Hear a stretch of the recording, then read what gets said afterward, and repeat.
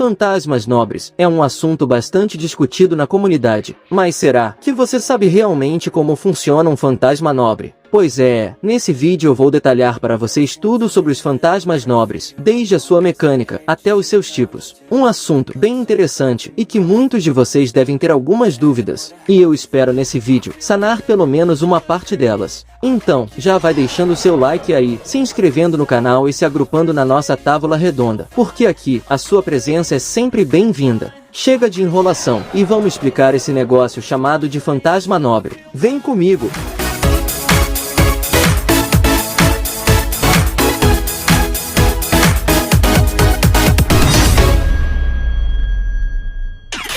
Para começar, vamos falar da cristalização. O que seria a cristalização de um fantasma nobre? Para vocês entenderem bem o que eu quero dizer, vamos pegar o personagem mais fácil da gente entender isso, o Rei Arthur. Quando pensamos no Rei Arthur, qual é a primeira arma que vem à nossa cabeça? Pois é, isso é chamado de cristalização de fantasma nobre. O servo terá sua arma relacionada ao símbolo que mais representa a sua lenda, e que está relacionada ao imaginário humano. No caso do Rei Arthur, o que está relacionado a ele no imaginário humano é a espada Excalibur. Não tem como falar de Arthur e não pensar na Excalibur. É isso que é chamado de cristalização. Inclusive, até o Trono dos Heróis utiliza desse conceito para classificar os servos, Saber, Rider, Lancer e assim por diante. Fantasmas nobres são mistérios cristalizados como armamentos poderosos. E quando eu digo armamentos, eu não me refiro apenas a objetos físicos. Não, um fantasma nobre pode ser tanto um objeto quanto uma habilidade, magias e até algo conceitual.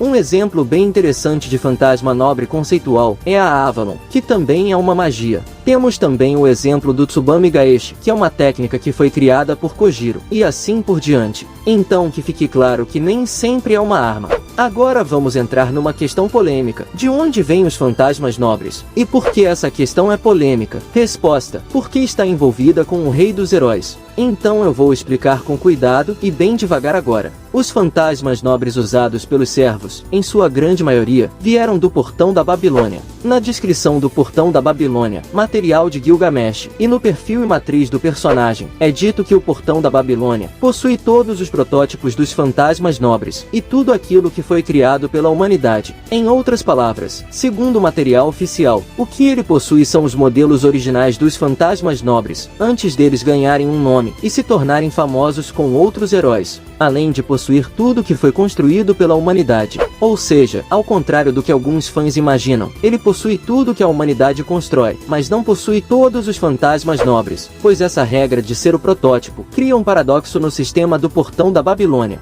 Se uma arma não tiver um modelo ancestral a ela, no caso o modelo original que serviu de base para sua criação, ela não estará no Portão da Babilônia. Para que o fantasma nobre esteja no Portão da Babilônia, ele precisa e necessita possuir um modelo original anterior a ele. No caso em que a arma é criada pela humanidade, ela automaticamente será registrada no cofre de Gilgamesh. Um bom exemplo sobre isso que eu falei é a Calibur, o modelo moderno da Merodach, espada que inclusive foi mostrada por Gilgamesh. Agora, no caso em que o nobre fantasma não possui um modelo original, ele não estará no Portão da Babilônia. E isso cria um outro problema, pois os heróis só podem receber um fantasma nobre por dois meios, ou pelas lendas derivadas das armas do Portão da Babilônia, ou recebendo o artefato genuíno por intermédio de algo ou alguém. Um bom exemplo é a Excalibur e a Avalon. Essas armas não têm as suas lendas ligadas ao Portão da Babilônia, pois elas não possuem modelos anteriores a elas. Elas já são artefatos genuínos, que foram entregues para Arthur por meio das fadas. Um outro bom exemplo é a Vasavishtha do Karna. Ele não recebeu esse fantasma nobre por alguma lenda anterior. Ele recebeu o seu fantasma nobre diretamente da mão do deus Indra. Por isso, a arma que ele empunha é o artefato genuíno, não possuindo um ancestral que antecede a ele. Então que fique claro, o que o Portão da Babilônia possui são as lendas protótipos dos fantasmas nobres. E não todos os fantasmas nobres como alguns erroneamente afirmam. Mas isso eu vou explicar melhor quando eu falar do Gilgamesh.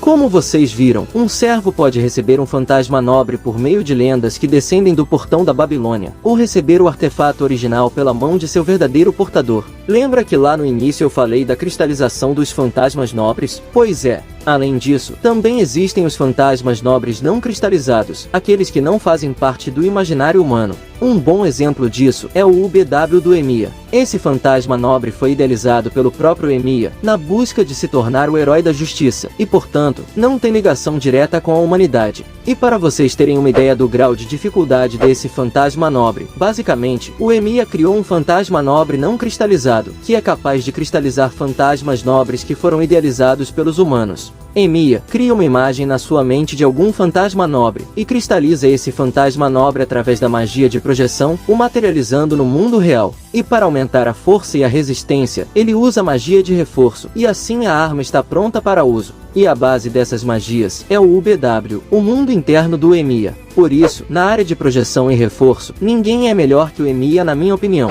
O UBW se torna um cofre muito parecido ao Portão da Babilônia, contendo quase todas as armas idealizadas e visualizadas por Emiya. Outros bons exemplos de fantasmas nobres não cristalizados são o Tsubame Gaeshi, Enkidu e a King Proteia. E já que nós tocamos no assunto UBW, sabemos que o UBW cria cópias, e no Nasuverse existe uma regra que diz: a cópia nunca terá a força do original. Essa regra também vale para os fantasmas nobres das lendas da humanidade. Vamos pegar a Merodach como exemplo. A Merodach é a espada que deu origem às lendas de todas as espadas de seleção, e portanto, ela está no topo das espadas de seleção. Por ser a mais velha, qualquer espada de seleção que surgir depois dela será mais fraca, porque a sua lenda foi degradada. Se a Calibur enfrentar a Merodach, por exemplo, ela será derrotada. No entanto, também devemos pontuar que nem sempre o resultado será assim, porque existem casos em que a arma posterior a uma lenda original seja agregada a outra lenda, ou até mesmo agregada a algum artefato. Um bom exemplo é a Balmung do Siegfried. Embora a Balmung seja uma descendente de Gran e Merodach, não significa que ela seja menos forte, pois embora a Balmung teve a sua lâmina reforjada, ela foi agregada a uma joia azul na sua empunhadura. E com isso, além de ter os atributos das lendas de Gran e Merodach, ela é capaz de adicionar ao seu ataque um raio de True Ether, equivalente à Era dos Deuses. Só para vocês terem uma ideia. Isso por si só faz que ela atinja o Rank X em seu ataque. Nesse caso, o fantasma nobre degradado não só pode enfrentar o seu modelo original, como até superá-lo. Por isso que Shirou Emiya, quando enfrenta o Gilgamesh, ele diz isso: o fato de ser uma cópia não significa que não possa superar o original. Ele está certo, em alguns casos, o falso pode ser tão bom quanto o original. Existem casos e casos, saibam entender isso. Vamos continuar que tem mais. Como eu disse no início do vídeo, um fantasma nobre é a representação da lenda de um herói. E portanto, revelar o true name de um fantasma nobre é o mesmo que revelar a identidade do herói. Isso é algo que os servos e os mestres tentam evitar ao máximo.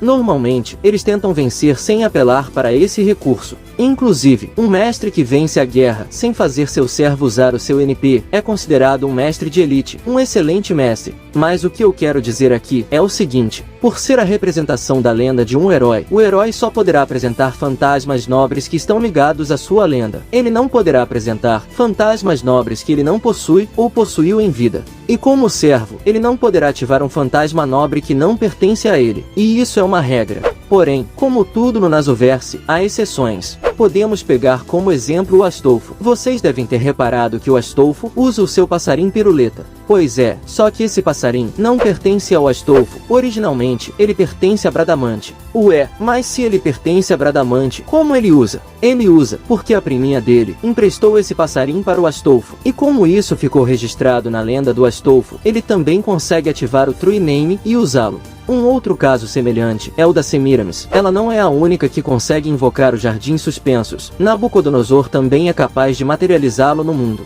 Esses casos ocorrem por simples associação que existem nos mitos. Daí surgem os fantasmas nobres compartilhados. Algo que chega a ser hilário de pensar. E se você assistiu Fate Apócrifa, você provavelmente viu o Astolfo ativando o escudo do Aquiles, após chamar o seu True Name.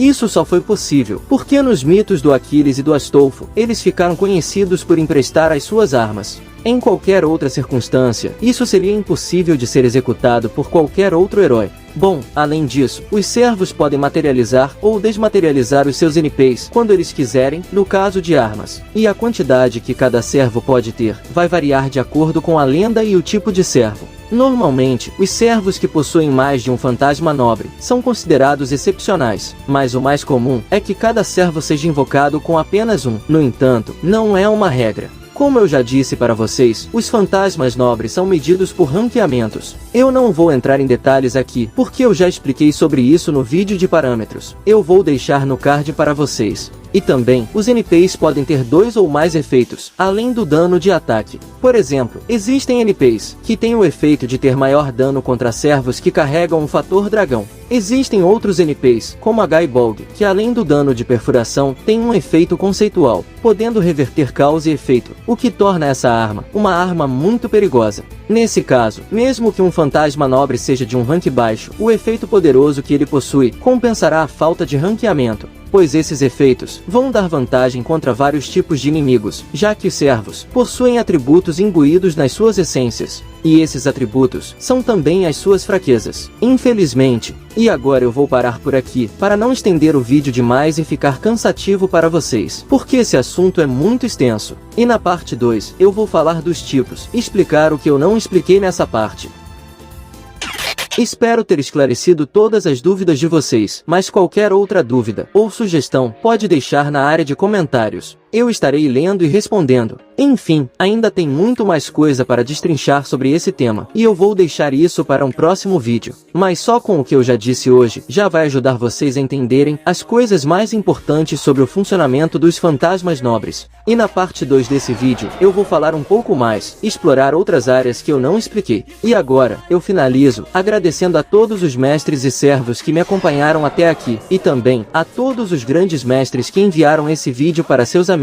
Até o nosso próximo vídeo. Fui, valeu e tamo junto!